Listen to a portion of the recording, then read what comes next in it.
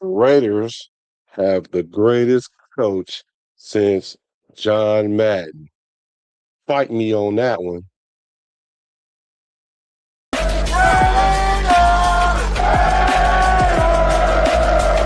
Just win, baby.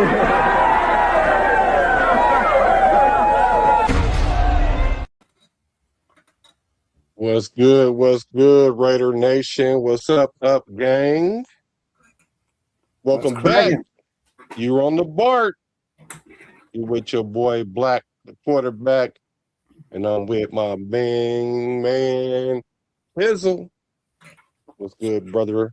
What's cracking, man? How you doing? Oh man, I'm good. Who remembers that song? I get around. Yeah. Digital Underground. Oh yeah, I get around. Yeah, well, the Raiders coaching carousel. Well, I should say it's more like a roller coaster. So we decided to go out and get us a new coach. And I finally think the roller coaster is over. I'm telling y'all, I think we have the greatest coach since John Madden. That's saying a lot because Tom Flores did win too, right? Yep. Yeah. Well, but since John Madden in 1978, the Raiders have had 20 quarterbacks. 20 head coaches, sorry. Tom Flores, Mike Shanahan, Art Shell, Mike White, Joe Bugle, John Gruden twice, Bill Callahan, Norv Turner, Lane Kiffin, the cable guy, Tom Cable, Hugh Jackson, Dennis Allen, Tony Sperano, Jack Del Rio, Rich Bisaccia, Josh McDaniels, AP, and Pete Carroll. So we had 20 coaches since then. And John Madden, Tom Flores is obviously the best with the Super Bowls. But if Kubiak pulls the Raiders from the basement, I think he might supersede Flores for me. And if he win too, oh no, we talked about this yesterday. He'll just go on the Mount Rushmore, but I think we'll regard him a little bit more than Tom Flores. Well, that's tough. That's tough to say that. It's tough to say that.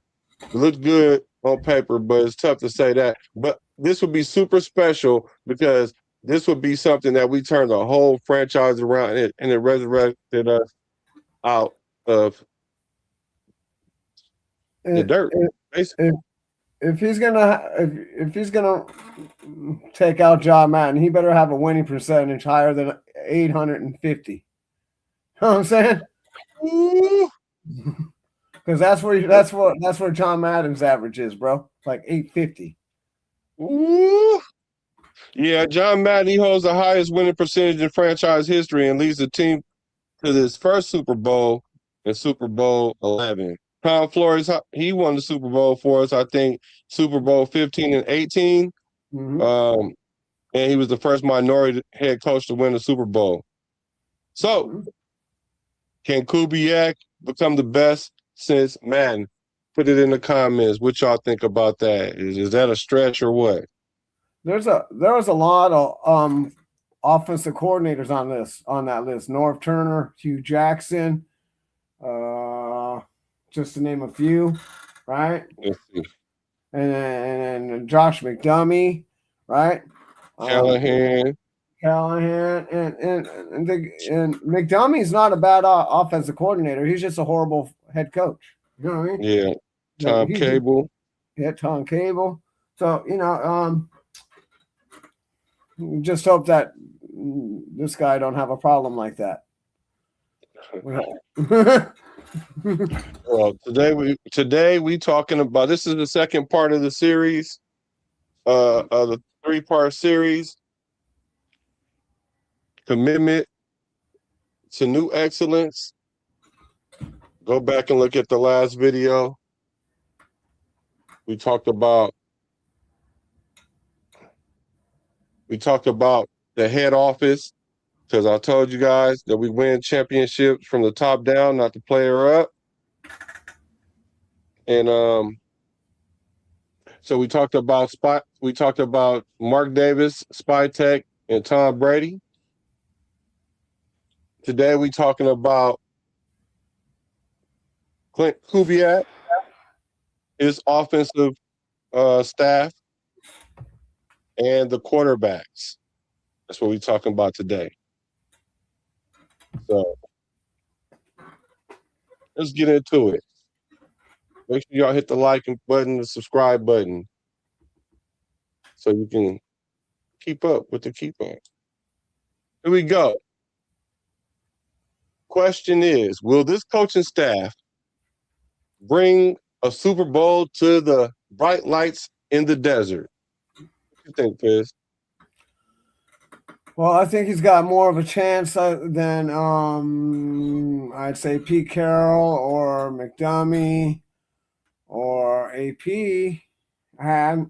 I mean, we went over this a little bit yesterday. You know, Gruden, he had us on the crest, and so you know, we hope he can. I hope he can. I'm pulling for him. You know, I want him to come over here, just like I want every coach to come over here and be successful because, you know, we want to win, right? That's the whole objective of you know, getting the hottest coach in the free agency market for coaching. So we tried it last year. We missed out, but this year we come back and we get what up, Raider Ben? We get a chance to see what he's got, and you know, hopefully he's put a killer staff together, and when you have you know, when you have good coaches that are willing to, you know, coach up the team, and that's what we need. You know, we got to get. It's not just having the players. You got to be able to coach these players once we get them, and then you got to want to pay them after we coach them and keep them around. So, you know, all these things all go kind of hand in hand. You can't have a winning culture if you don't have a winning attitude with winning coaches. So, you know, that's just how I'm looking at it. You know, he's won pretty much everywhere he's been, right? So his dad's a winner. The tree he's from is a winner. So we just got to keep winning. Hopefully he can, you know, keep this Raiders superpower stealing team away from his good vibes.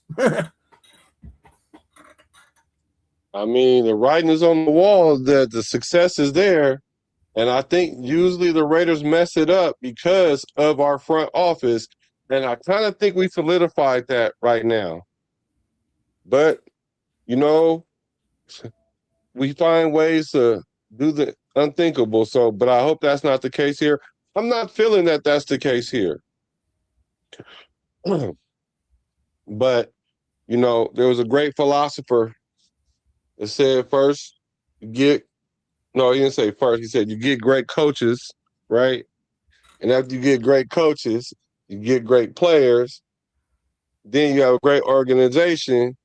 And then you tell them one thing, just win, baby, right? That's what you do. So we went out and got us what I believe is a great coach.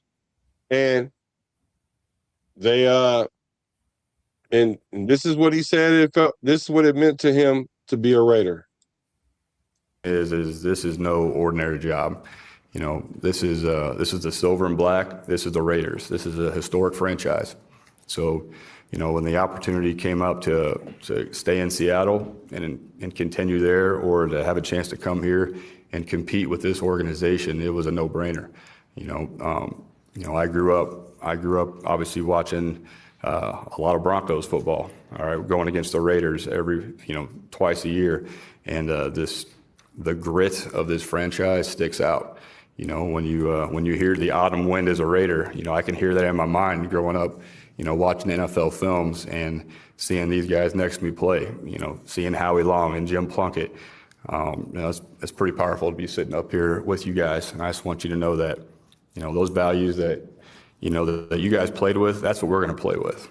It's really important to me that, it's really important to me that we're a gritty team, that the way that they were back in the old days. And how do we do that? Well, it's our silent tape. It's nothing that we say, it's what we do on the field, and it's what the silent tape speaks about our team, how physical we are, our effort, all the little things that win that have nothing to do with scheme.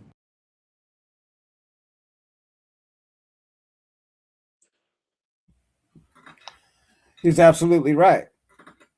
But in order to get where we want to be, we got to build that defense. We had a good defense back then. We were able to stop teams. We were able to stop the run. We were able to be physical. Like, everybody says, yeah, it sounds good to say that we're physical, but in order to be physical, you got to be able to stop the run and you got to be able to run the ball. Right? So that's being physical, Dieter boy. Like, if you can't stop the run, they're just going to pound the ball, and why wouldn't they? So, Yeah, I definitely think we're going to run the ball. Oh yeah. He run pass balance is what he does. So I don't see that changing. As far as the defense, pretty sure that he's going to get it together. Well, I think our team is going to be cohesive. It's going to be like the offense and it's not going to be like one carrying the other. I don't think that. I don't think that. I think the offense might initially be a little bit better and the defense will catch up, but I don't think our defense was that far off last year. But we're going to talk about the defense Friday, when we talk about offensive players and the defensive players. But we still can talk about it, but I'm just saying, make sure you subscribe so you can come back on Friday and see that part, which would conclude the series. But I think that it's gonna just be an extension. I don't think our defense was that bad last year. It only started getting bad when the offense never catch on. The offense never caught on. You can't expect your defense to play well when they're always on the field, right? Well, It was no games where the offense just took over the game and our defense got rest. yeah, that's the whole thing. Like, if you think that you're going to have a defense that's going to be on the field for 30 minutes, you're going to lose every time. You can't have the defense on the field for half the time. It can't be that way. It's got to, you're going to get like 20 to 25 minutes worth of good defensive play. They start wearing out, man. That's when they start wearing out. When they're on the field for too long, it's hard to get that step up But at some point, we bring in these players. We hope that one of these guys will make a play to get us off the field, right? That's why we pay Max Crosby what we pay him. That's why we're taking Jacoby Dean, I think, and the other linebacker, right? So if one of these guys can step up and stop that on that 3rd and 1 or that 4th and 1 or that 3rd and 2, right? So and bringing back our Stokes and we're gonna and on our corners, to make that, and we got to be able to have those players that when we need to make that play to get us off the field, they got to make it. When we need that stop, we got to make that stop. When we need that stop, when we need that rejection of the end zone, when we don't need them to score a touchdown and hold them to a field goal, we need players that are going to step up and make those plays. We want to be able to end the game on the defensive side as well as the offense ending the game on the offensive side.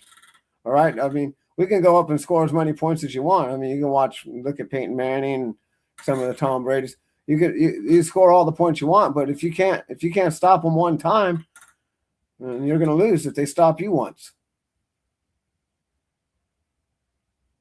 Yeah, our defense ain't gonna be like that, bro. Our defense is not gonna be like that. And you're going to lose. Because it's not like we're gonna try to have a shootout with teams all the time. I think our team is going to be a balance. It's kind of like the team takes the identity of the coach, and I think that's what's going to end up happening for us.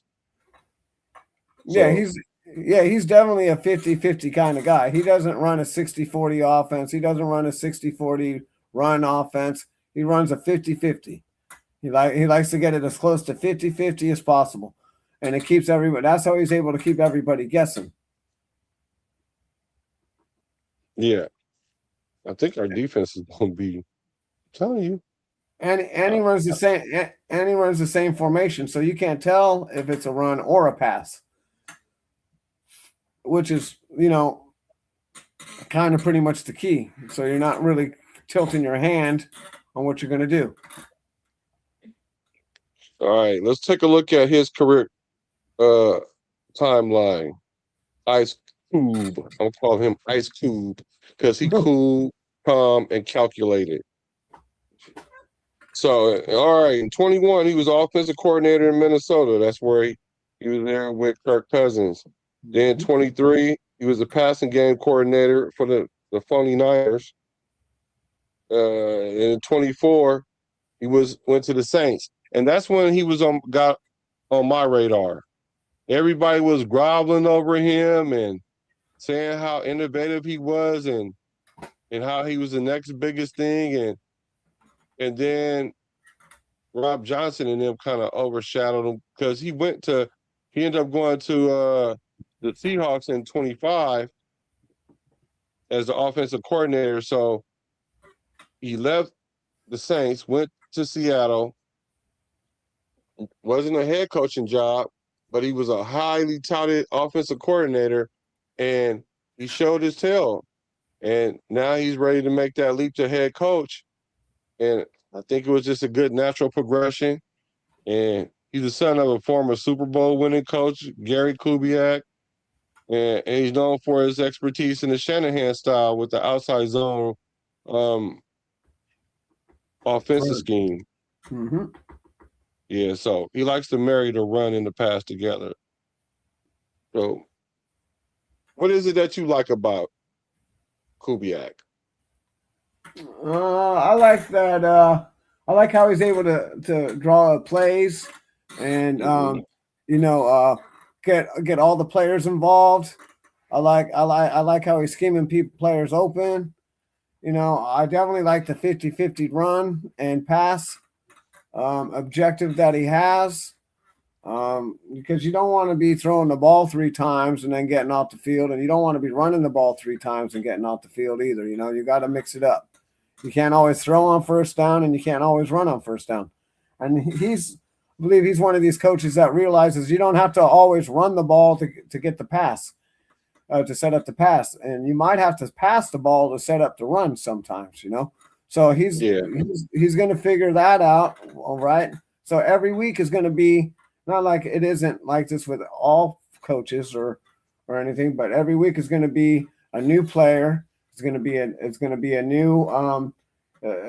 a new player's opportunity to shine. He's not just going to have the superstars, getting the ball. He's going to spread the ball around, and he's going to be able to draw up plays. And like I said, going to be able to get people open. And I'm really excited to see how this is going to turn out for us. Yeah, I'm definitely excited too. I like those things like you said as well. I like his temperament. I like that he doesn't really get really, really high and really, really low. I know we talked about AP earlier, right? Because he had the locker room fired up. I don't know. Is that all? Sometimes is that without substance? When we were being that way, I don't think that we're going to have that kind of locker room this year. Not to say that they're not going to have fun or anything. I just don't think it's going to be so loose. Well, I think that celebrating a couple of wins with a cigar that are regular season wins are a little obsessive for your boy. So having a celebration for a win is one thing, but these guys were acting like we were heading into the playoffs or we were going into the AFC Championship game or the Super Bowl or something. I was just like, I think they were just putting a little on it. You know what I mean? I was happy that we were winning those games, but I think that these guys got a little too jacked, and then the year after we had none of that. You know what I mean? The season right after that, we had none of that, any of that kind of celebrating, any kind of those wins. It was really rough for us after that. I was excited that I was happy that we were winning those games, but I think they would just put a little too much on it. Yeah, yeah, they were. I think I agree. I agree. They was doing a lot of celebrating, not enough winning. Right. If they go in and win a couple of play, they won't go in and win the wild card, and because I don't consider the wild. I know a lot of people consider it a wild card game a playoff game. It's not a playoff game. Wild card game is to get you into the playoffs, into the first round of the playoffs. Right? It's not the first. The wild card isn't the first round. It's to make you eligible to the first round. And then you go on and win the playoff game, and then you go into the championship game, and then you go on to the Super Bowl. Right, which the Raiders were the first team to do that in 1980 to win from the wild card position. Just so you all know. And so, other than that, I had I want us to celebrate when it's time to celebrate. I want to you can't just and I think that he'll have more control over the team than that. He ain't gonna let everybody run wild and shit like they were running wild. Yeah, I like he's smart, he's young, he's experienced, he's celebrated, because I was saying that we needed fresh play calling, like the new generation play calling. Because when I watch other team games, it's not like they struggle to call the plays. They might struggle to execute the play. And then when they don't struggle to execute the plays work really, really well and it's good. And it looked like we just was always just trying to find a play that worked. Right. And so when we get in Kubiak is someone that's gonna have, like you said, a different player that could ball on you. Like I heard him say, they asked him about the receiver room. And he was saying, like, he's going to scheme receivers to get open, So they were saying you don't have a true number one. And he was essentially saying, yeah, we don't, but I'm going to scheme these guys open. So it is what it is. Catch the ball. All they got to do is catch the ball, bro, when it's thrown to them. Right. And the teams you're speaking of, is McVay, right? Sean McVay, real smart guy, won a Super Bowl. Kyle Shanahan hasn't won a Super Bowl yet, but he's done pretty much. He's been there twice. One time as an offensive coordinator and blew a 25-point lead. Right.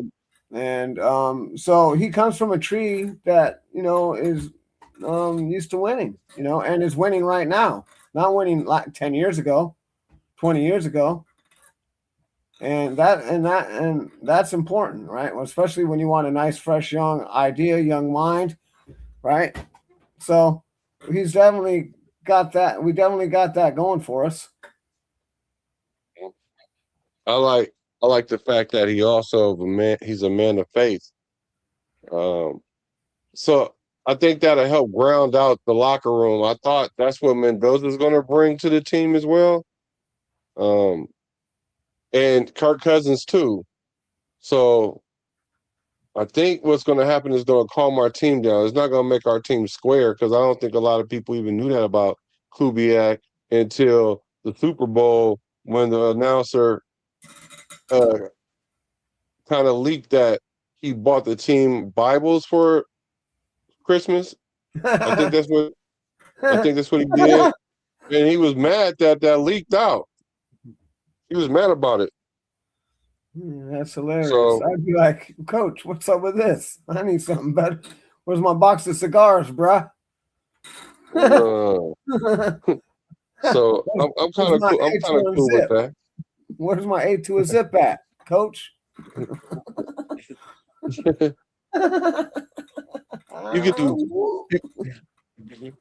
can get the Bible. Just don't roll up the paper in the back as a J or something. Like you do in jail. Here's my question: Do you think Kubiak is the right fit for this franchise? Oh, yes, I do. And we've had a lot of smart minds, and I think that I think he's a fit because, like you said, he's aware of the culture, right? Like you said, he grew up watching us twice a year with his dad coaching, and you know, his dad also played for the Broncos too, so he was a player slash coach at the Broncos. And like you said, you know, he watched Howie Long and Marcus Allen and Jim Plunkett, and you know, he watched you know, the gritty defense, and yeah, I think that he's ready to emulate what great Raider coaches of the past like Flores and or Gruden, Flores, and Madden brought to the table, right? So that's all I could say is that, you know, yeah, I think he's going to be a good fit. Yeah, I think so too. I think he's going to be a good fit because this is a difficult team to coach. You need somebody that's like really grounded, uh, and I think he's that. He's innovative. He's respected in the league. He comes from a championship pedigree, successful coaching tree. I mean, all the things are there. All the things that we even liked about Pete Carroll last year, right? I think it's even more so now. Like, I think it's more grounded now than even last year. Although we didn't get a chance to get too much grounded because of the division between him and Chip Kelly. But uh, even if that would have worked right, I think the upside is we have a higher ceiling and upside with Kubiak. I agree. I So mean, last year, I'm sorry, the last smart young mind that we had here was John Gruden back in '98 when we hired him, and right? it's been that long. It's been that long of a run, right? Except for 2020, and he wasn't even on his game until, you know, basically 2020. The first year or two he was calling, his play calling was ass. He was Right. calling. He looked like he was calling plays back in '99 and shit, 2000. You know what I mean? His game, his play calling wasn't, his play selection and play calling wasn't on par quite yet. It took him a year or two to figure that out. It took him a season or so to figure that out. You know, because when you're out of the game for 10 years, bro, and you're in the booth on Monday Night Football, it's a little different than coaching. But what he did have Right. over the advantage over all the other teams is he was able to travel to all of these teams and all of these facilities and see how they were doing shit and how they were Hmm. how the things were functioning. And I believe he tried to get it over here and implicate it, and he just got, you know, we just got cut short, bro. We got cut short. Yeah, we were on our way with him, and we were building. I What's up, agree. Bueno? What What's up, up, Bueno? Jack B? What up, Jack?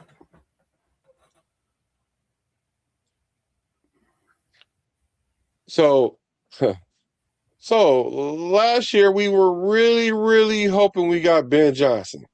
Mm-hmm.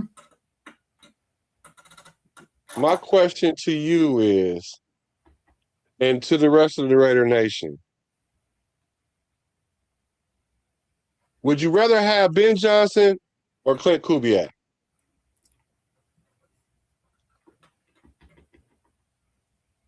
You want me to answer? Well, I think I'm not taking nothing away from Ben Johnson because he's on par. He's definitely going to be a force to be reckoned with in this league for the next couple of decades, bro. You know, he's got a real bright offensive mind too. But I think we got a better niche fit than I think we would have with Ben Johnson. And that's just my opinion. I think that I'm not sure if he brings more to the table than Ben Johnson, but you know, Ben Johnson came from the Lions, and you can see how the Lions looked last year, right? How they do.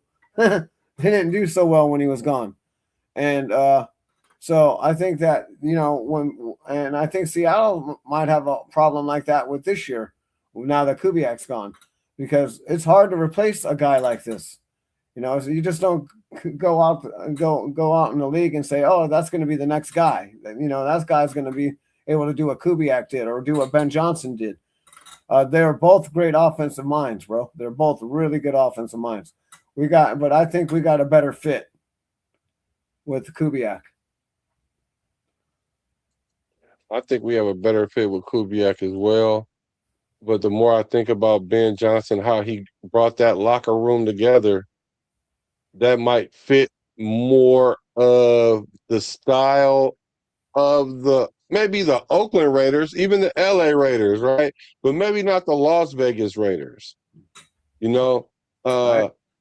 and it just might be a better fit for Kubiak to come here because it's a calming spirit. Because Vegas is a special place. Like even when they were bringing the Raiders there, one of the things that points of contention was the Strip, Right. and rugs happened.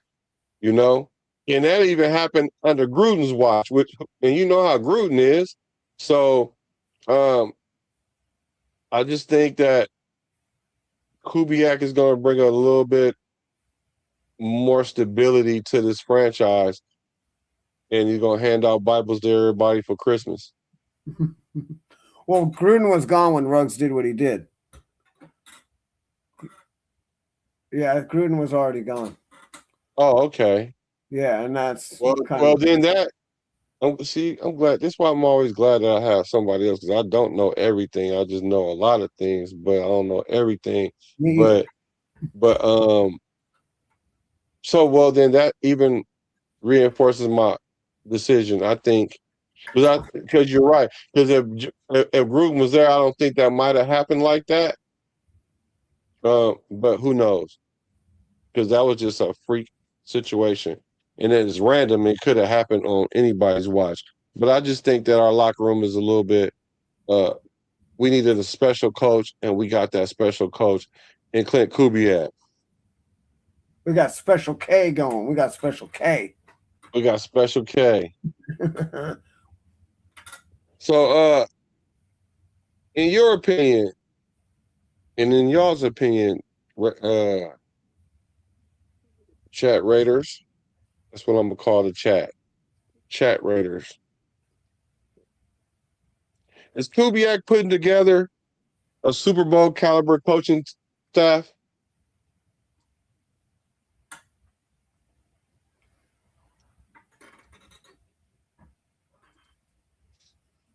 Yeah, you can answer that too, because that's for you too.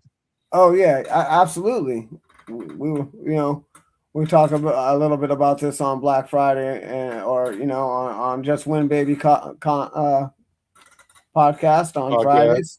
Make sure you go to that too. Make sure you come check out Raider Benz, Just Win Baby. We're on there every Friday night, 8:30 to 9. Unless my boys got to put in some overtime or something. But yeah, what was the question again? I'm sorry, I lost my train of thought. No, you good. Is Kubiak putting together a Super Bowl caliber coaching staff?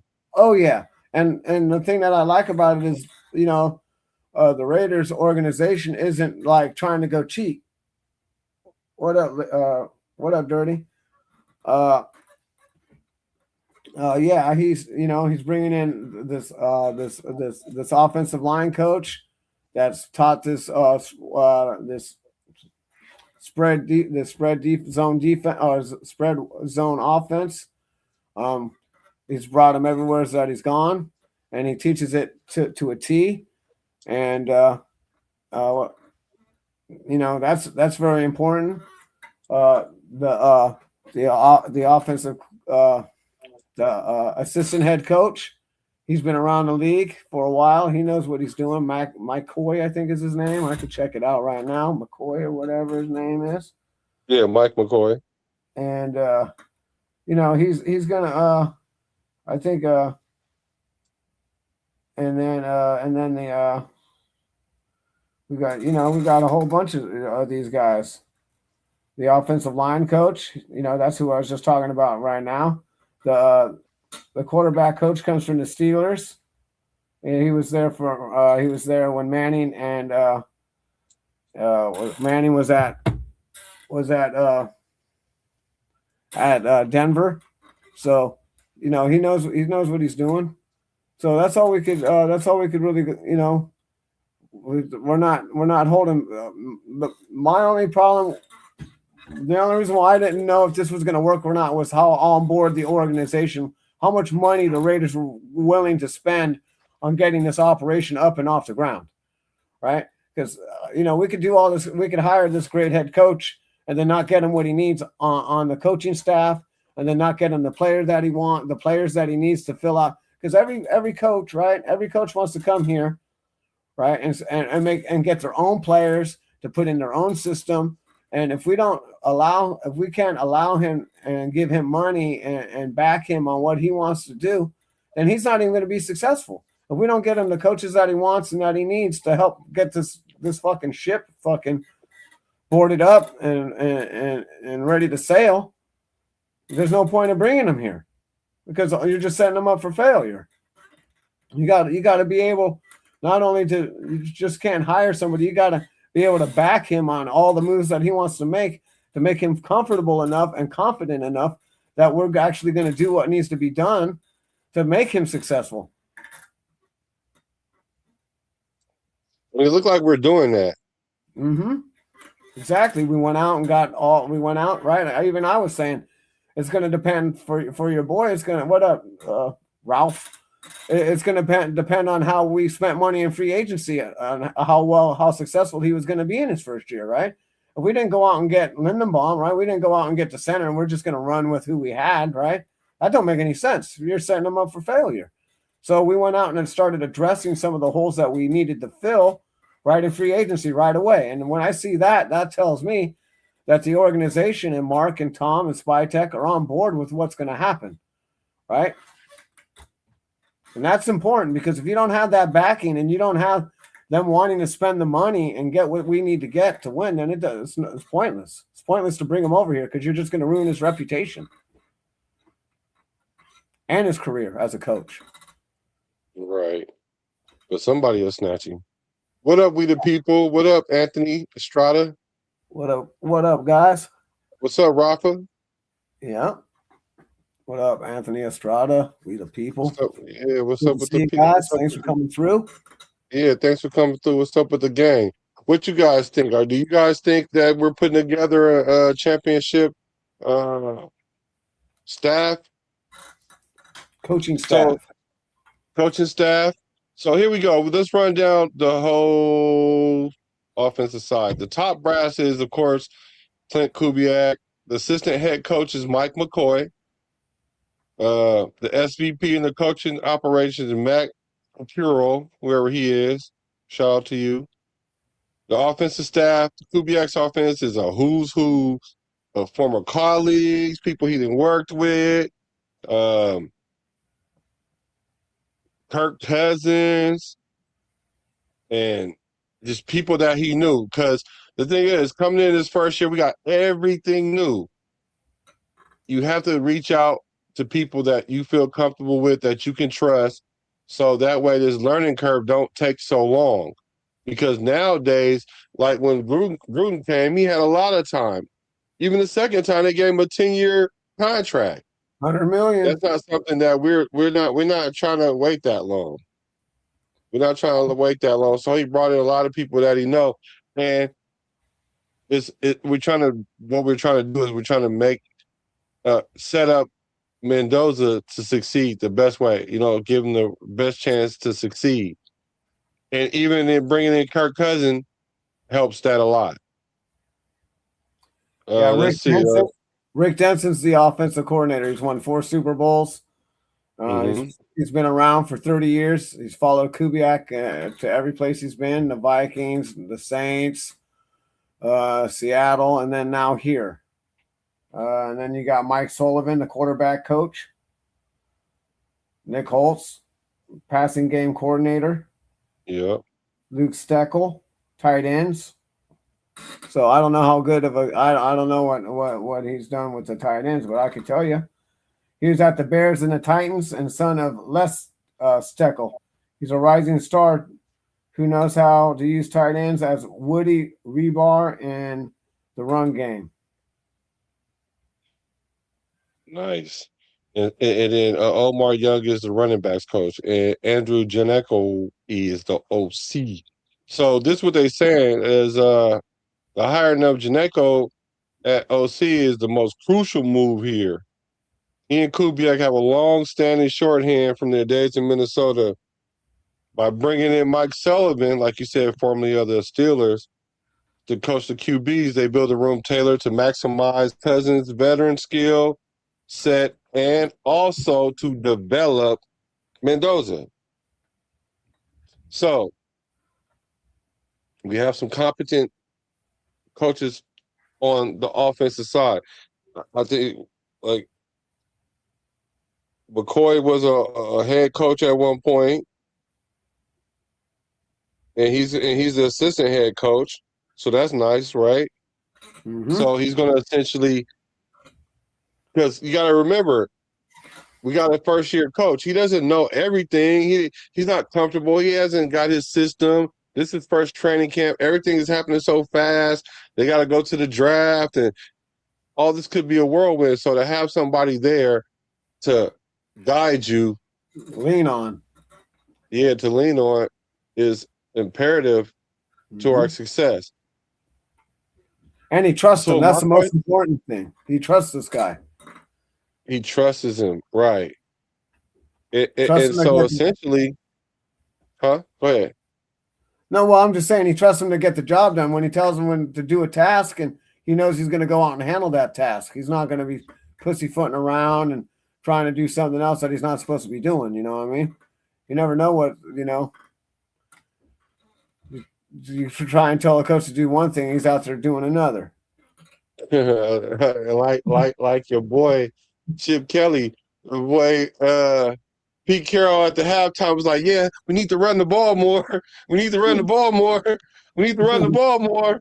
First down, throw." Yeah, all the time. Yeah. Get things together. Why not now? Vegas hosting another Super Bowl in 3 years. If stay on track. What do you say? They say if stay on the right track, we in. We've been Raidering for 24 years. We've been the Raiders going Raider. And that's what I'm saying. This is a new Raider. I think this is the beginning of a new Raider. I hope so, because if not, this franchise is going to be forever in purgatory, because I don't care what nobody say. This is almost like a generational situation that we in right now. Like, we got blessed with Gruden, especially with him coming back twice, right? We got blessed with that. Like, a generational is like a John Madden. Right. You feel me? Like, once in a lifetime. Yeah. Once in a lifetime. And I think this is it for us right here, because if we don't make this work right here, I'm telling you, we going to Mexico. you heard it here first. I'm telling y'all. We ain't going to be able to bring another unless we have another #1 draft pick, but we're not going to be able to bring in another like-minded, smart young coach like this ever again if we fuck this up. Yeah. In my opinion, we're going to be we're going to be in purgatory, like you said. And you only get so many chances with guys like this, right? And then the track record, right? Somebody's going to say, well, look you had Kubiak, and then you just destroyed his whole shit because you didn't get him what he needed. And then he's going to go somewhere else and then be dope. Right. Because they're willing to give him what he needs. Yep. And that we weren't willing to do. So I'm highly pleased with this coaching hire. Oh yeah. I'm highly pleased. Like I said, when I saw him when they first was talking about him in New Orleans, and then Derek Carr went there, and Derek Carr was lighting it up there. He was doing his thing. And I was like, well, he's nice. And he kind of fell off my radar. And then when he went up, and when he was up for head coaching, I was like, well, this would be a good situation where you can pick your quarterback, essentially, but you know who it's going to be. If you can work with it, or find another situation. But according to him, this was a no-brainer for him. That's what he said, literally no-brainer. Like, he had a choice to stay with either, the Seahawks, or he could got the Raiders gig. And people always was talking about how the Raiders gig was not attractive. And so everything just fell in place for us to get somebody like that, and we're blessed. I'm gonna say we're blessed. Well, it's attractive. The Raiders are, we've got one over this the other day. We're a pillar franchise in this NFL, and there's we were the winningest franchise in NFL history until up until like 1991. It was us, Boston Celtics, and the LA Kings, right? And so, and it's been a shit show ever since that. Now we're in the midst of the Browns and the Lions. You know what I mean? We've been losing that much. And it's hard for me to accept that as a Raider fan, bro. That we've sucked this long and that bad. It literally really just bothers the fuck out of me that we've let this team go down that far because we can't draft what the fuck. And we're constantly bringing in coaches every year. We're on a carousel like we're on a quarterback carousel. It's just year in and year out. You can't win like every time I've said this before. Every time you lose a coach, you're talking about 3 years. It takes 3 years to build a motherfucker, 3 to 5. People don't want to hear that. People want to see the Houstons and all the other teams that are like, oh, well, they flip it in 1 year. Okay, but what did they do last year? They did good the 1 year, but what did they do in year 2 and year 3? Right? Because, you could be a flash in the pan, but it don't do you no good if you don't win nothing. And I don't want to be a flash in the pan. I want to build a team right, nice and slow. I'm patient.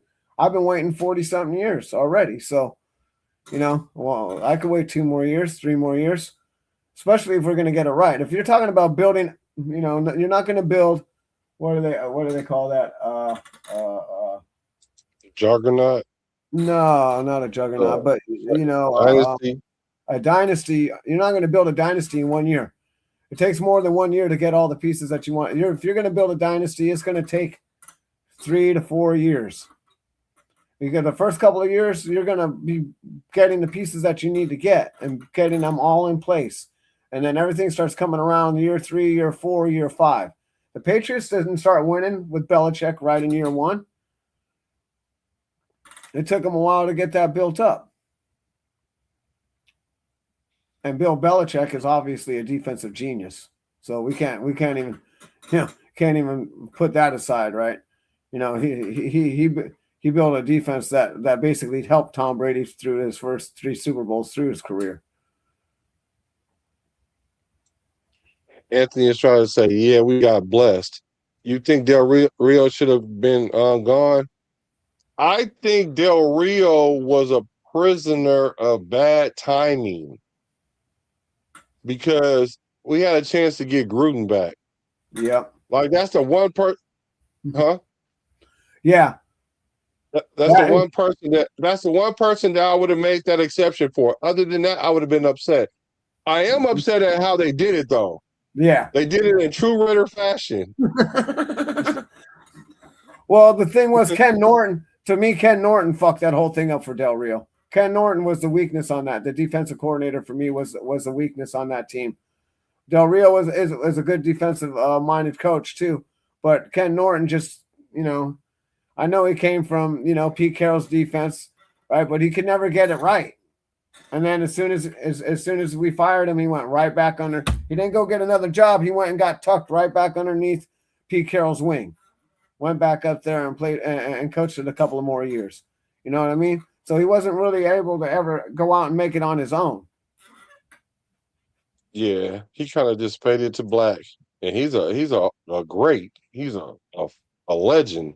Yeah, no, for sure, especially in linebacking and in the linebacking core, for sure. He was knocking fools out at the Niners. He was sick.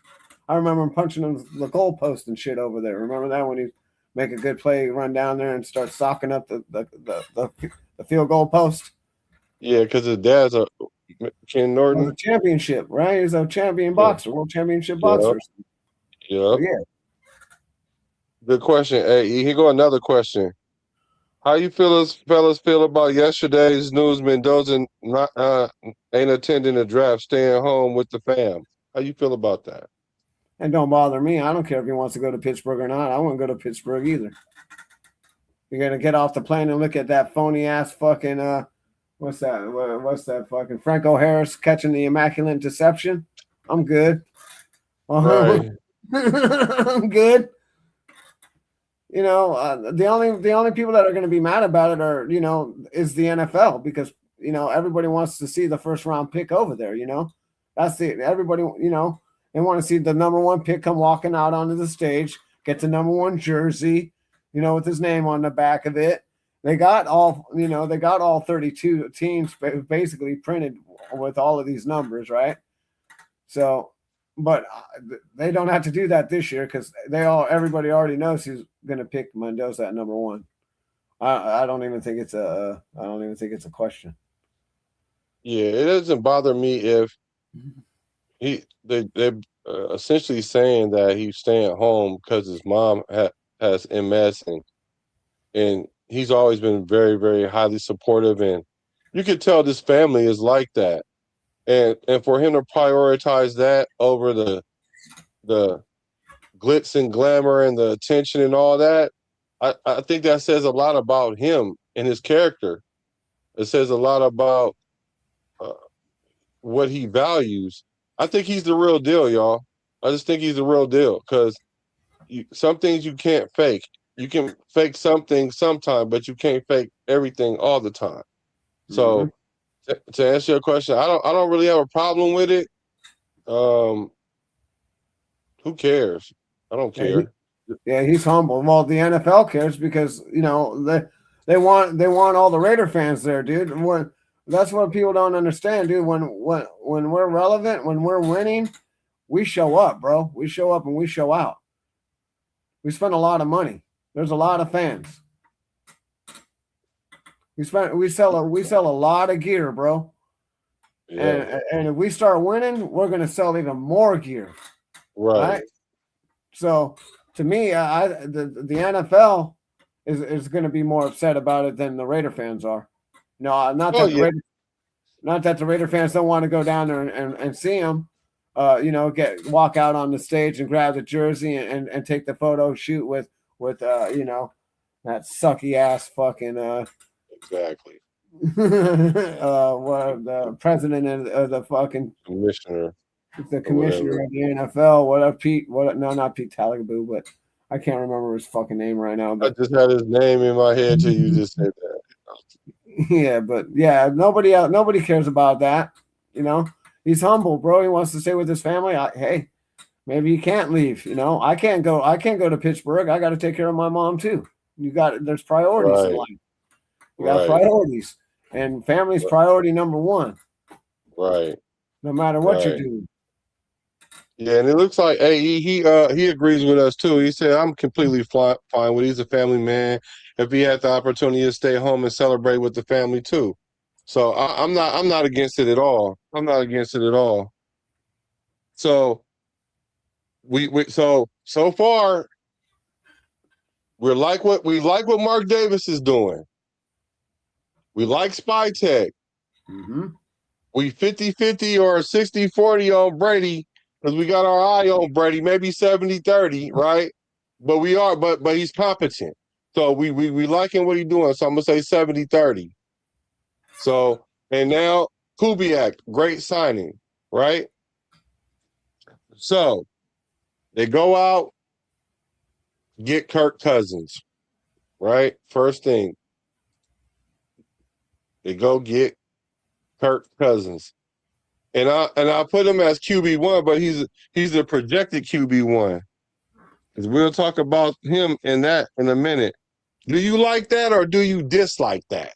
Well, that we got Kirk Cousins. Let me get back to Tom Brady for a minute. Last year he kind of dropped the ball.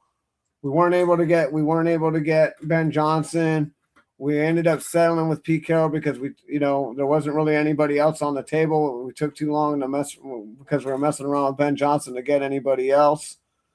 And this year he made it up. This year he was competent. He went out, actually got who he wanted to get, and was able to sign the best coach in the cycle, right? In the offseason cycle.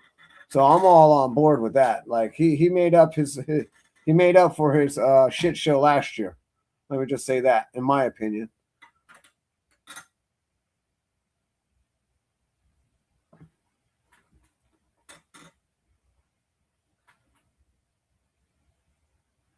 I think you're on mute. You're on mute, I think. I don't think thanks. I think he came in and tried to make the right decisions. I mean, like, imagine coming in on a job and the house is already on fire. The boat is already on fire, right? And so you can't put all the fires out and then you try to do something that don't work. You can't expect it in the first year. But like you said, it didn't take him long to recover. And that's a good thing. Because I don't expect him to be perfect. I don't expect our drafts to be perfect. I expect them to be competent.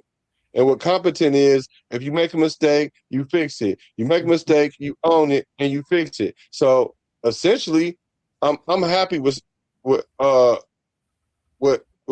Brady, what he did, what he's doing, because we couldn't expect him to do better in his first year. I held it against him too, though. I kind of held it more on Spy Tech than him, but people were saying he didn't really have his first year till this year, so whatever. Well, yeah, you gotta remember, dude, when you bring somebody in December or January, right, like we do, you're already late, right? Because all the other teams have been out since November, December, late December, right? That extra 3 or 4, and then you go into February. If you go and win the Super Bowl, you're going into February, bro, late February, right? So that don't give you, that don't give you much time to get a coaching staff together. Don't give you much time, and so he was just hurry up and waiting on Ben Johnson, and he just fell behind, and then we didn't have a choice. But this year, it was worth the wait, obviously.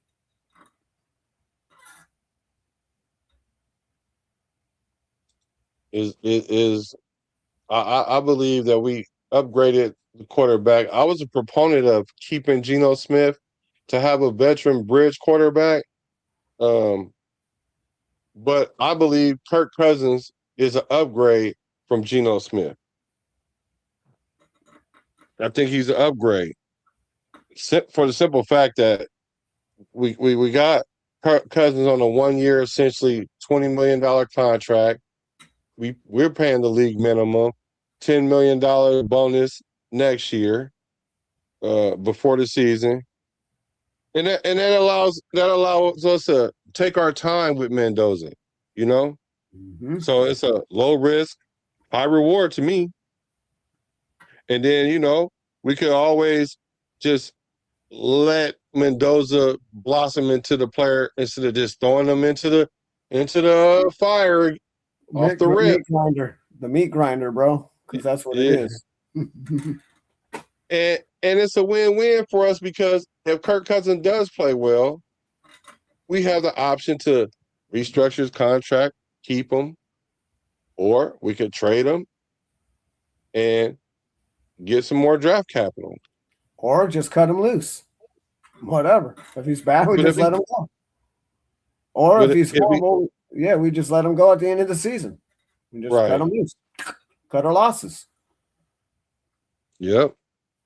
So we got 3 options. So we in a win-win-win situation. Yep. Kirk Cousins brings in veteran leadership. And one thing that people had an issue with him is he going to come in and be a mentor? Is he going to come in and be a leader? And I've heard him say things that indicated that. Sometimes he may not say that, may not explicitly say that, but I heard it today with the press conference, and check out what he said. As it starts with your effort, the way you attack, and then it's very team first, team focused, making sure we put the team first. We played. A phrase he used in the team meeting yesterday was to. That's the wrong one. Hold on. My bad, y'all. We all want to play, I think, but I made this clear to Klint that, the best player needs to play. If that's not me, I don't want to be out there. I don't think that's the best thing for the team. If I am the best option, then I believe it's important that those guys are out there. That sounds like a leader to me.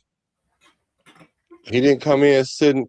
He's not coming in assuming that he's going to be the quarter QB1. He was saying that he's treating it like he's a rookie. He said that he's looking forward to being that mentor for him.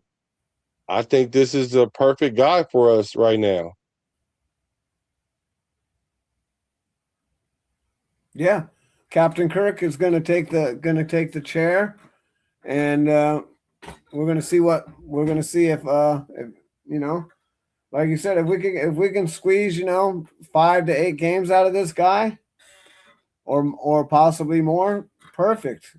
If not, then we just want to be able to make sure before we put Mendoza out there that the offensive line is cohesive and put together and doing what they need to do. And basically, he's going to be the punching bag. I'm not saying that he's not good enough to win, because obviously he is. He's got a winning record. He's 92 and like 81 or something, and he's won 3 playoff games. He's been into an NFC championship game.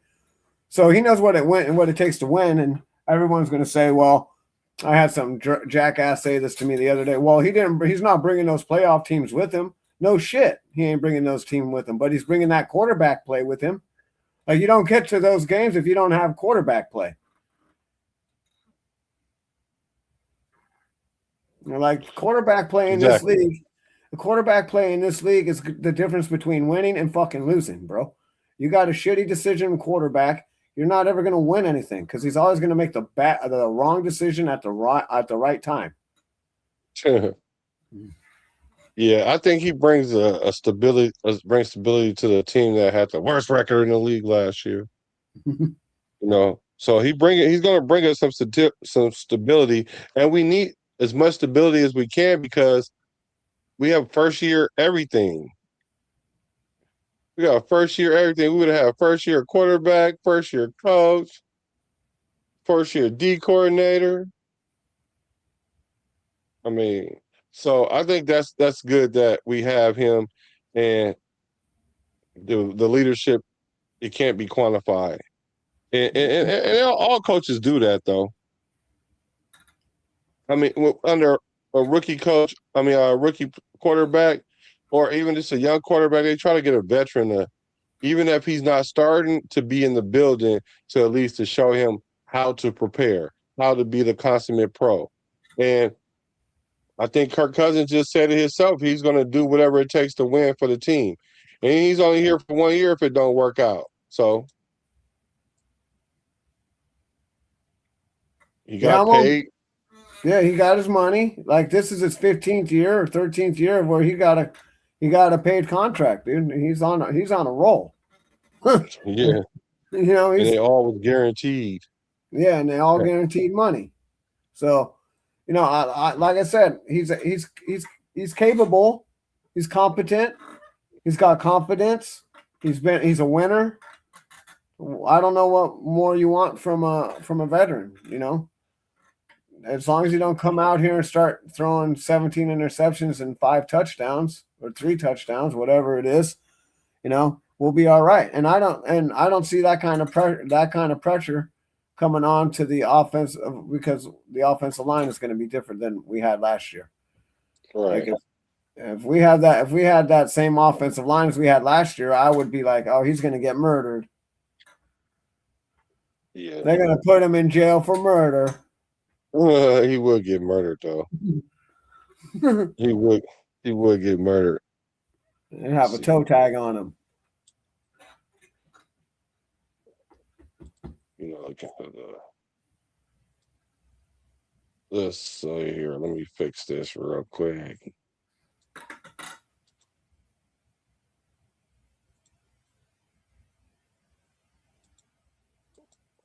There we go. Well, at the end of last year, he went 5-3 as a starter. And let's see, who did he beat?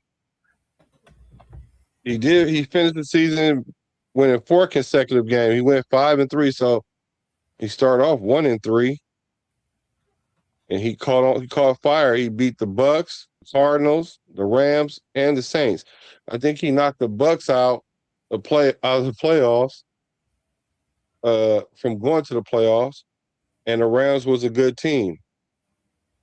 So that helped the team because the Falcons, they started 3-7 and they finished 5-3, which kind of made the season okay. So they won 8 games. So you were saying if he come in here and win 5 games, I'm like, he won 5 games in 8 games last year with Atlanta. So I'm expecting no less than 6 games, really. Well, let's take a look at what do you think our schedule is going to be? All right, so we know what 8 of our games are, right? We're going to be playing our division twice. All right, so let's go over this, right? How many times? I think he could beat the Chargers. I think we could beat the Chiefs at least one game. And I definitely think I think Denver's going to take a step back next year. I don't think they're going to be what they were last year. So that's just my opinion. I think Denver and them beat us because we beat ourselves last year. Like we got to, Yeah, I think we'll be able to beat the Chiefs because your boy not starting the season. Fields is going to be the quarterback over there. We'll be able to beat the Chargers once. I definitely think Denver's going to take a step back. I would have to look at the rest of our schedule. I don't know what it is, but we play the Niners. As long as we beat them, I'll be a happy fucking camper. To me, that's the most important game on the schedule right there, beating the 49ers, just so you know. Yeah, beating the Rams and the Buccaneers, that's pretty solid, especially with Atlanta. He was playing with Atlanta. Right. But that's so it's a very that division, I'll always bust Carr's nuts for this. That's the weakest division in football, and he couldn't even win it. Like that's their defense disappeared. If they'd have had the same defense, it might have been a little different. But yeah. All right, let's look at Kirk Cousins' stats when he was with the Kubiaks. Looking pretty good. Let me see. 35 touchdowns, 19 picks. I'll take that. 105 rating. 30 touchdowns, 7 interceptions. I'll take that too. Mm-hmm. So it's essentially almost like a 3-1. Yeah, It's definitely 2-1. I'll take 30 touchdowns, 30 plus I'll take 30 plus touchdowns all damn day. Carr only threw one time with over 30 touchdowns in his whole career, bro. Wow. And 105 QB rating for those 2 years. Hey. Looks good to me. So all signs are pointing up with our QB1, right? Right. Everything is looking solid. Like I said, he's Geno Smith, like I say, he was like a 1-to-1 quarterback, maybe a 1.5 to 1 2-1 on his best year. So people were saying we should get Carr. Like you said, he only threw for 30 touchdowns one time. This is something that Kirk Cousins is capable of doing over and over.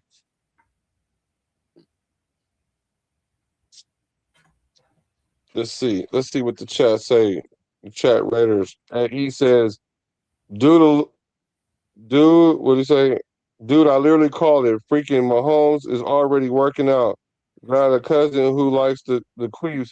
He told me he's already working out. Patrick Mahomes ain't human. That's true too. That's true too. That's a good point. Because ain't no way he was supposed to come back and play in that playoff game with that ankle like that. And he came back. And then not only that was he still was running around on them fools. Well, So I agree with you on that. But we should still be able to beat them though. I think that the medicine and all the techniques that we have nowadays is way better than what they've ever had. Back in the day, we went over this before. You got a knee injury, you were pretty much done, dude. You could walk off a meniscus and all of that. They didn't really do surgeries for that back then. You tore your ACL, that was it. You went and found another job. Now they get all up in there and fucking screw your shit to your shit and pull it up over and screw it to the other one. And you're good to go. Tell you get back out there. Yeah, come to rehab. Get on out there within a year.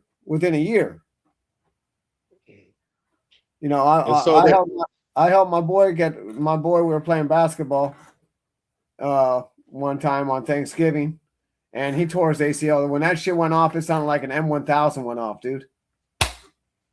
Loud as fuck. Like, I was like, oh shit. And then he went to the guy who did Jerry Rice's knee over here in San Bruno. Like, you go over to this guy's doctor office, he's got everybody on the wall, bro. Everybody. He's fucking top notch. And you come right out of surgery and he gives you this machine that you put your leg in and it just works your knee in and out and like you're walking. And you got to be on that shit for 8 hours every day. You're on it and on it. So it's stretching that ligament out so it don't get tight. To build it up. Yeah, dang. I'm with you. Ouch. Yeah, bro. Well, what he did was I went to pass him the ball and he went to turn. And, it's not we didn't play on it. It was kind of like a chunky asphalt. It wasn't a smooth asphalt, right? It's like a chunky concrete. So his shoe got stuck. So he went to turn. He turned, but his foot didn't. You know what I'm saying?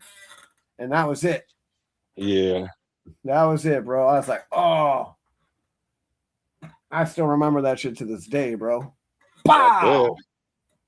Never heard anything like it in my life, bro. I was like, holy shit. Another upside is the familiarity.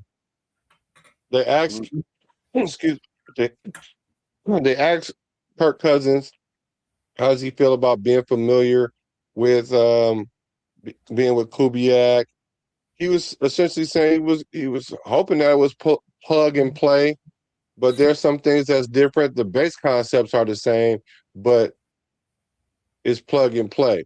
But when it comes to the base stuff, but there's stuff that it's been 4 years since they've been together, so they kind of need to update each other on things, and that's why he says he's attacking it like a rookie. But this is what he had to say about the cohesion and what Kubiak expects. As it starts with your effort, the way you attack, and then it's very team first, team focused, making sure we put the team first. We play together as a team. A phrase he used in the team meeting yesterday was to ride for the brand, meaning that you're kind of doing whatever it takes to help our organization move forward in the right direction.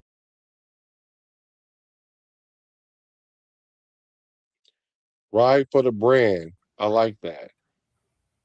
Ride for the brand. As your effort, the way you attack, and then it's very team first. What you think about that? Yeah, that's what it's supposed to be. Team first. You gotta put your stuff over here, and you gotta put your stuff aside. This is the thing, right? For me, football is 6 months of the year, bro. You're gonna go from what you know September. Well, actually, it's July because you come in right. You got to start messing around in July or whatever, and then until February. But if it's not February, it's December, right? Late December. Like, put your family aside, put all that other stuff aside, and come in and just play football. Put all that other. You got to let all that other stuff go. Like, that's what needs to happen. You got to focus on football. You can't be thinking about all kinds of other things, having all kinds of other stuff on your mind. And riding for the brand means just doing what's right. If you're not doing what's right for the team, like if then you're screwing everything up. Like if you're like he said, if he's not the best player, then he should be sitting. He don't want to be out there if he's not the best guy. And I understand that. And that's what's doing best for the team. You got to do what's right for the team. You can't do what's right for yourself. Don't be selfish. Yeah, but how many people are really actually like that though? Well, I don't even know when I've ever heard a quarterback say that. yeah. I Well, ain't saying they don't say that, but I'm just saying I don't know when the last time I heard that. But one of the last things I could think of was a good thing. The upside about Kirk Cousins is that he's going to be a mentor. Kubiak said he didn't want to start a rookie quarterback. Now he has that luxury. So I think that's another beautiful thing, having Kirk Cousins as our quarterback. And we got like a more competent quarterback all the way around. He probably even better than Derek Carr. I hate to say it, but he probably better than Derek Carr. So he he better is. than all the quarterbacks kind of that we didn't have. He definitely better than Garoppolo. He Oh better yeah. than he better You than know? I don't know. It was just a good signing, even if we weren't even going to get a quarterback at number one. It would have been nice to have him. Looks like Ace Boogie likes to eat assholes and suck dicks. That's what he likes to He, do. he do. That's who he is. You see, I was trying to ignore him. Yeah, I don't ignore that nonsense. Right. I think he's got that 16-1 on the wrong side, bro. I think that's going to be Denver next year. You got fucking shitty Bo Nix over there who blows dicks, bro. Right. Blow dicks. You're fucking high, bro. Got lucky last year. Got lucky one time. Guarantee you ain't doing. I bet you don't even win 8 games this year. And then messed around and got hurt right before the most important game of the year. Right, and then lied about all the injuries he had to that ankle, supposedly. Like there's already people in there doing some work in that thing that they didn't even know about. How about that? Ooh, how about that? That looked like he the type that's like that too, though. So, last but not least, it looked like we're going to get Fernando Mendoza. I'm about 99.9999999% sure that's who we're going to get. Hey, what did Blow Dix win when he was in college, bro? What'd he do? You think if you think Mendoza's a bust, what do you think Blow Dix is, bro? This motherfucker funny. So, what he said? He said Mendoza's going to be the newest Raider bust. Yeah, whatever. Well, what I do know about him, though, I like the fact that he's staying home for the draft pick. That shows a lot about him. But he's the Heisman Trophy winner. He had a historic undefeated season, national championship, 9 touchdowns, no interceptions in the playoffs. He threw for 8 and ran for 1. And and to even get there, let's look at the teams that he played to get there. in the quarterfinals in the Rose Bowl. You beat, I'm sorry, Pizzle. Alabama 38-3, scraped them. Oh, I know, because Ty Simpson sucks fucking hairy nuts. Yeah, I don't know. I don't know. Ty Simpson, the comparison is crazy to me. And then in the semifinals in the Peach Bowl, they beat Oregon 56-22, ran it up. Ran it up. Because that's the type of team Oregon is. They out Oregon. Well, And and then not only that, hold on. You know, Alabama had a top 5 defense too, so they weren't slouching on defense.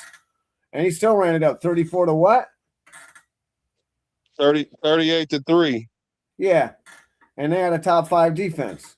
So there you go. Blow dicks. And then in the championship game, you beat Miami 27-21. And we can't forget that iconic fourth down run that got it with the touchdown, the go-ahead touchdown, I believe, too.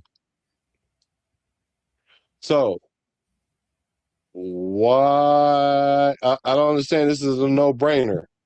I think this is like a good pick for us in any stretch of the imagination. I don't see a way that we don't go get this guy. I get that the quarterback draft class isn't immaculate. There's not a lot of immaculate quarterbacks, obviously, right now. So it is what it is. But with that pedigree I just read, I don't see nobody else showing up with that. Not like that. Nope. So there must be something to this guy. There's got to be something. His resume says one thing. I watched him play and saw the same thing. So if it walks like a duck, it quacks like a duck, it's probably a duck. Yep. It ain't. It's not a mongoose. Nope. So I don't know what we talking about here. But let's see. He says with Jimmy and Gino, I expected better from where we got them from Gardner Minshew. I saw that a mile away. So my thing is, I think my camera want to play today. I think Jimmy G trash ass basuro. He ain't that good, y'all. Jimmy G is not that good. He can't even throw, really. Gino got sabotaged. Gardner Minshew just didn't have no line. Well, even as bad as Gardner Minshew was, right? He still got Brock Bowers all the tight end records from like 60 years ago, bro. So he ain't that bad. He wasn't that bad. Like you said, he wasn't able to put it together because he had no line. People don't like if you hike the ball and you got 1,000, 1,000, you got to get rid of the ball. It's pretty hard. It's pretty hard to go through your progressions that fast. No, you can't. It's not possible. You know. Yeah. So it made Gardner Minshew look terrible, but I get what you're saying though. Yep.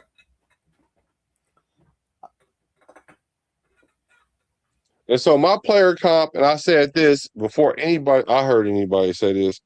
My player comp for him is Josh Allen. When I saw him, that's how I felt. When I saw Mendoza, he looked like the build of Josh Allen. And I know people gonna say, well, I mean, that's a little high, but Josh Allen ain't won nothing either yet. So I don't know. He's nice though, don't get me wrong. So my question is, will the athleticism translate from college to the NFL for Mendoza? You know, he's not a primary run quarterback like you can with Josh Allen, but he will run. You know, he will run when he needs to. Yeah, he'll go out there and get you a couple first downs a game. And Derek Carr would do that too, but he wouldn't do it very often. That was the problem. Like he could just take the ball down and run, and then like the dumbest thing like he would do is try to put the ball out for the end zone and then fumble it out of the back of the end zone. I'm like, what are you doing, bro? So small hands, bro. He couldn't hold on to the ball. Those little hands. And it looked like he'd been working out. It looked like Mendoza's been working out. It looked like his base is getting stronger. And I think that's going to help him with his arm strength, also to be able to take these NFL hits. And I think he's taking all this really, really serious. I really think that we're in position with this quarterback of our future, so that we can create a dynasty, so we can build a juggernaut, so we can build a contender, so we don't Right. have to be in the basement all the time. For me, it's going to be whether or not Mendoza can adapt and adjust to the speed of the game, because everybody's fast. Everybody's good in the NFL, bro. That's why they're here. You know what I'm saying? And everybody's elite. It's all pretty much elite talent in the NFL. All right.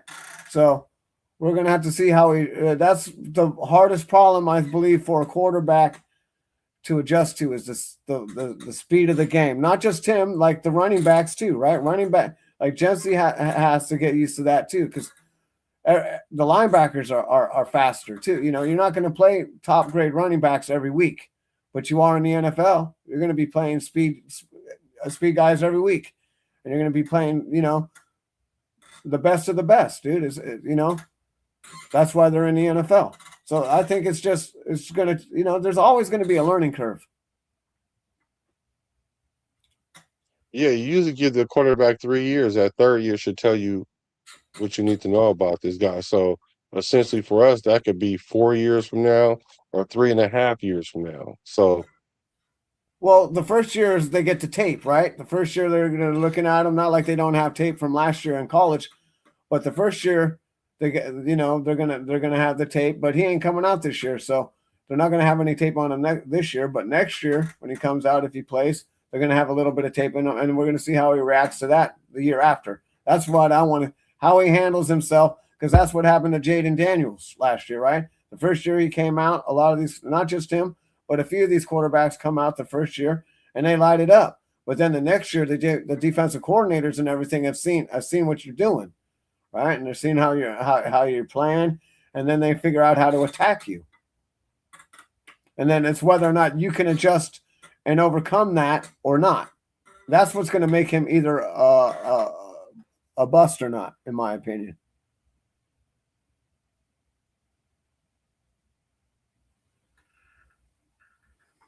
This guy. Yeah, we know Flores won 2 Super Bowls, bro. We you know gotta, that. if we want, yeah, after a year, they will catch you on that tape. So that's why you got to bring something the following year that's not on tape. Does Tom Flores have an 850 plus fucking winning percentage, bro? I don't think so. There's only one coach in the Hall of Fame with that. He's got a higher winning percentage than Don Shula, dude. Or Vince Lombardi. Yeah, he did. He did win. Flores did win 2 Super Bowls. Yeah, I know. I'm not Yeah, but saying but he's saying that he's essentially asking me about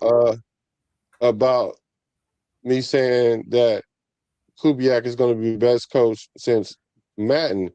And I'm not saying he wasn't good. I don't know why people go from one binary to the other. All I'm saying is, if Kubiak is able to pull this off, he'll be able to be leapfrog. He'll be able to leapfrog Tom Flores. You don't see a lot of people give Tom Flores the respect that he deserves now. Even the league didn't do that for the longest time, right? Well, Madden left him a legacy, bro. He went out and got a couple of pieces, dude.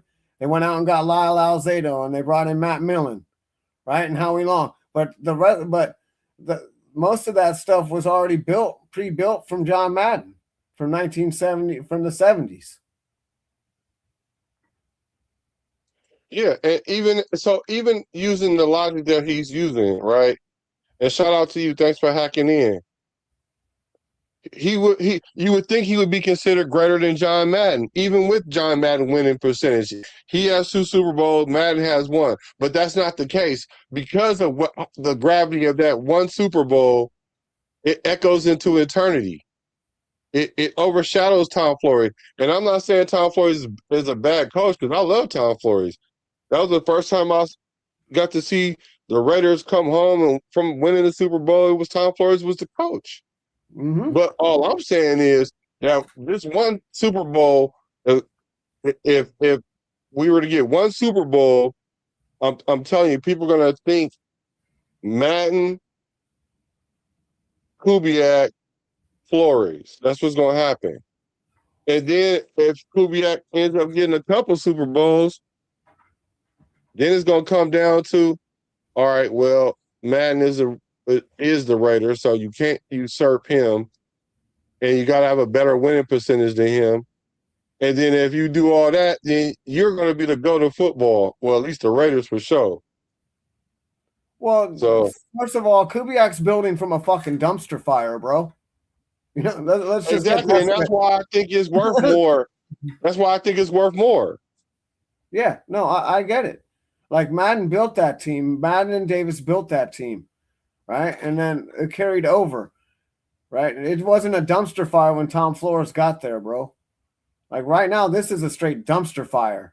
Like the whole fucking organization's burnt to the ground right now. No one forgot. Hey, no one forgot Tom Flores, bro.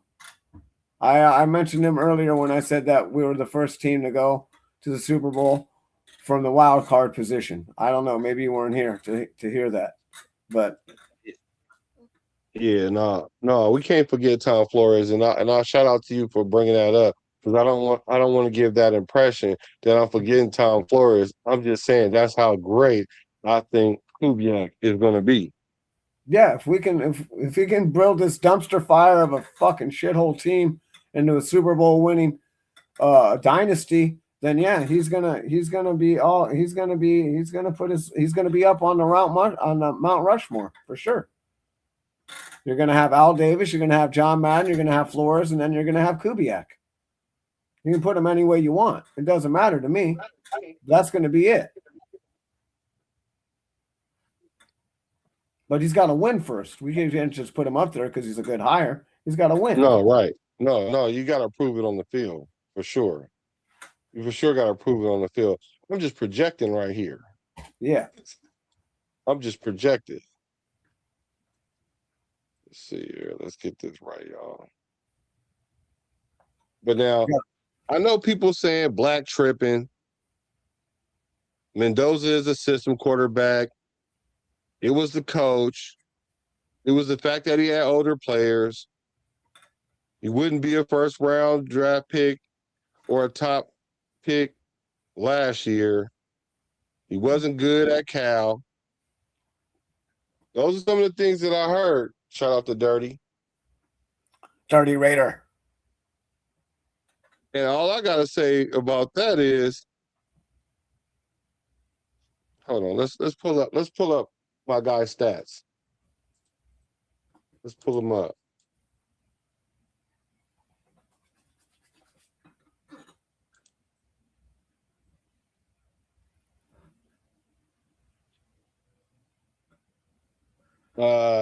Fernando Mendoza played 2 years at Cal.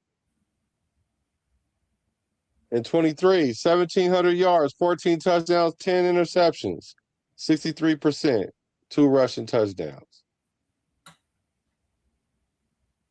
Then he came back the next year, threw for 3,000 yards, 16 touchdowns, 6 interceptions, 68%, 2 rushing touchdowns.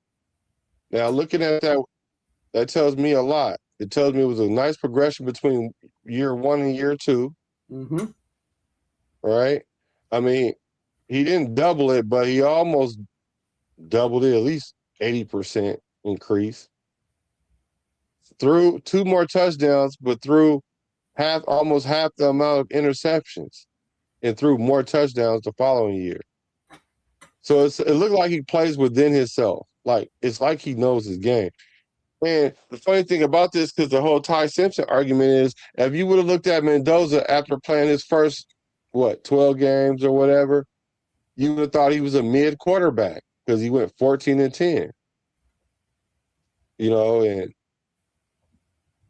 14 touchdowns and 10 interceptions. Okay, hold on, 1,700 man. yards. You Okay, would have never so thought having that. all of that, having how are we not? How did we look last year with all of this? Because we had this last year, bro. We won 3 games, bro.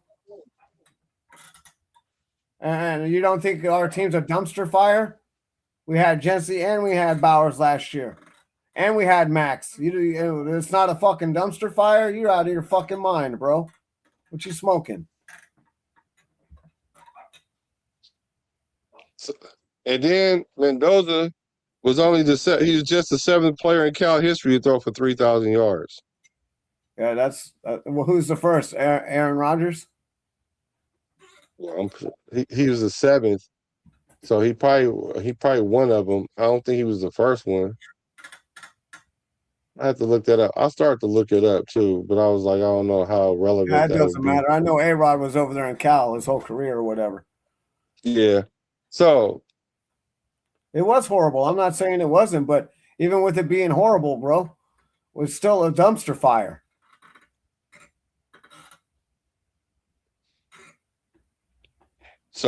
he played decent at Cal. Pretty. I would say good at Cal. Then you say it's the coaching, Signetti, Kubiak. He's not chopped liver as a coach. Mm-mm. You know, No, he's definitely not. we're building a system. Well, Spagnetti comes from who? Who's he come from? What line of coaching does he come from? I'll wait. Who's Signet? Right. Coach Saban. That's who he comes from. Yeah. Okay, so we'll let dead dogs lie right there. Yeah. We're building a system. I think Mendoza's going to be better than Cam Ward. That's no knock on Cam Ward or anything, but I just think that he's going to be a better NFL quarterback than Cam Ward. He's got I a mean, higher upside at this point. He's got a higher ceiling and a higher floor. So we just got to wait and see. This is all, subject to, to the future perspective, interpretation. yeah. Speculation. Yeah, speculation. There you go. And even if Mendoza got drafted in the same season, there's no way and he had the same kind of season, there's no way you don't choose him outside the first round or the number 1 pick. I agree. If he won the national championship last year and he won the Heisman Trophy last year, went undefeated, he would have been number 1 pick last year. I don't know how he wouldn't have been, but that's just my opinion, I guess. And it's crazy because they were saying the same thing about Cam Ward and Shador last year, that any other draft they wouldn't be first round picks. Well, Shador Which is wasn't crazy. he wasn't a first round pick. He wasn't, but we know he wasn't no 5th round pick either. So that was shenanigans. Yeah. The NFL collaborated and colluded on him. I'm not going to argue that, but that's because we won't get into that. But right, I think Shador gonna be better than Cam Ward, and I like Cam Ward. I think Shador gonna be better than Cam. Yeah, I think they're both comparable, bro. I think they're both going to probably have pretty much the same. It's going to come down to what team they go to and what kind of coaching staff they have. I think they're both comparable. I don't think one's better than the other. I think they're both neck and neck. I think they're neck and neck. I just think Shador's smarter. Yeah, well, we're going to find out in the next few years. Yeah. So if you had to choose if this was last year's draft, and you have to choose between Cam Ward, Shador, or Mendoza, or Jackson Dart, who you picking? Oh, I'm not taking Jackson Dart. That's for sure. I'd probably end up taking Mendoza. I agree. I think I would too. Let's see. I mean, not that Cam Ward and Shador aren't good quarterbacks. I just don't think that they fit the Raiders system. They're not Raiders, in my opinion. Watching that 4th down run solidified me that he's a Raider, bro. That's a Raider play. That's what I expect a Raider quarterback to do. That's what I expect him to go out there. Like, to me, a quarterback makes everybody else around him better. It's not just him; he makes everyone better. Right? Right. That's what a great quarterback does. For sure. Okay, let's see. Let's go to the comments. Thrill 2020, thanks for hacking. He says, not a shoot hell team. We have the best tight end in the game, one of the best running backs, one of the best DNs, had a top 15 defense last year.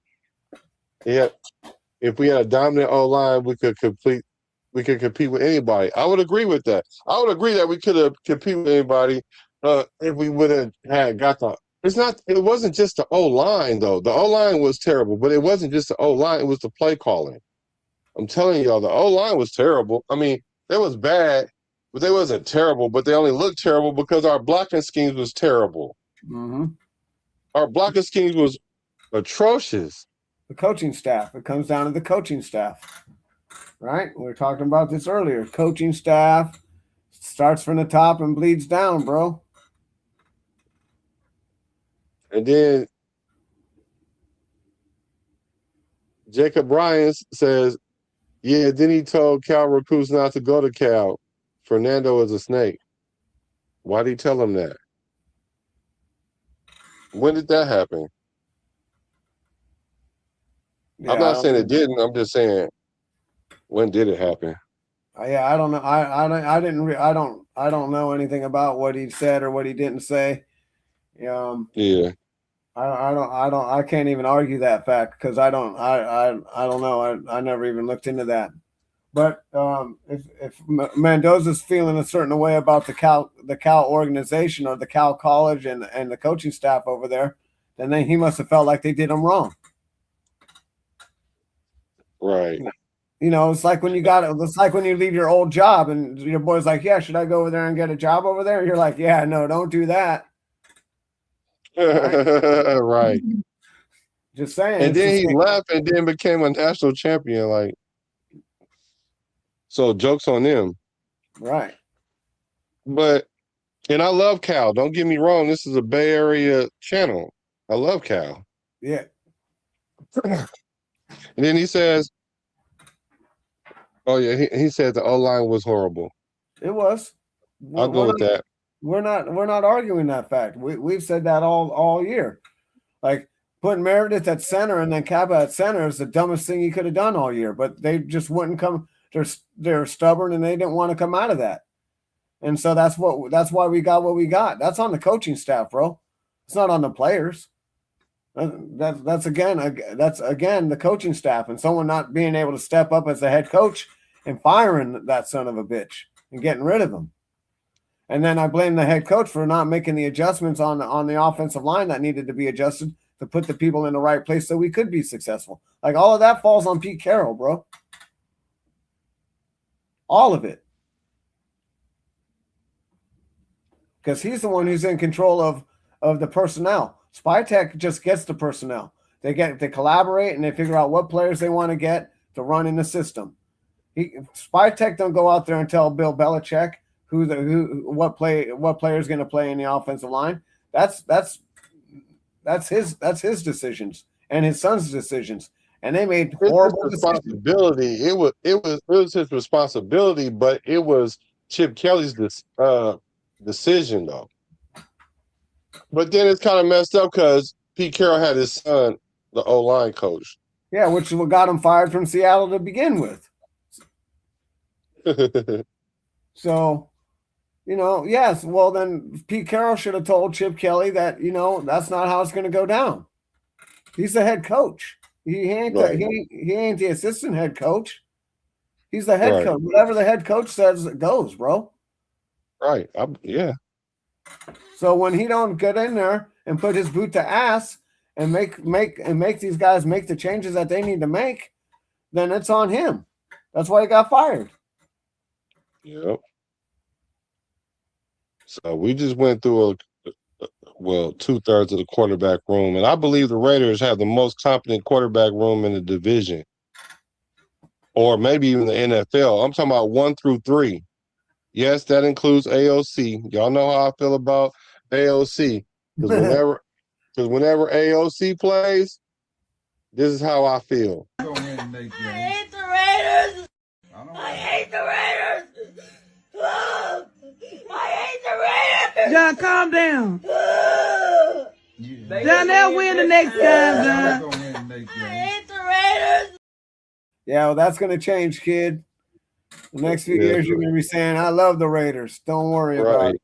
Don't even worry about it. Shout out to AOC. We haven't thrown him overboard yet. Yeah, we ain't walked the plank yet, but we're working He on ain't it. walked the plank yet, so I ain't mad at I ain't even mad at my boy. Well, let me see. I got to cut out here in a minute, bro. I'm about to outro right now. I was just about to ask you got anything else you want to add? No, man. I hope Thrill 2020. Nothing personal, man. Nothing personal. Just doing some Raider talk on here, And this is a tailgate talk, This is what we do. And hope you get on board, subscribe, and come back and watch number 3 of this thing we got going here. Trilogy, huh? The trilogy. Yep. We'll be back Friday. And if you enjoy content like this, consider subbing and join the Up Gang. Like this video, because real Raider content is on the rise. Make sure y'all go to Raider Ben. Mm-hmm. We do shows over there. Do this one. What is it? Nothing But Raider podcast. Ain't that Dirties? No, Dirties is a Natural Born Raider.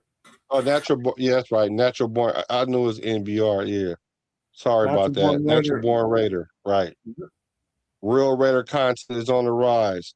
Check out part 1. The Raiders will win the Super Bowl if we keep this up. And make sure y'all hack in for part 3 Friday, where we talk about the offense and the defense, along with the special teams. As we conclude this series, commitment to new excellence. Yeah. Yeah, I want to thank everybody in the chat. The chat showed up today. It was a lot of people from our other show that came and hacked in with us. I appreciate y'all. There's so many of y'all. Y'all know who y'all are. We appreciate the new booties. I want to thank everybody that was in that was chat rating. Appreciate it. I appreciate Pizzle my nizzle, Pizzle Washington. Right. Thank you. Yeah. So we're gonna go and jump off this BART. This is our stop right here in I'm a Raider. Bay to LA to Las Vegas. Yep. 'Cause I'm a Raider though. I'm a Raider though.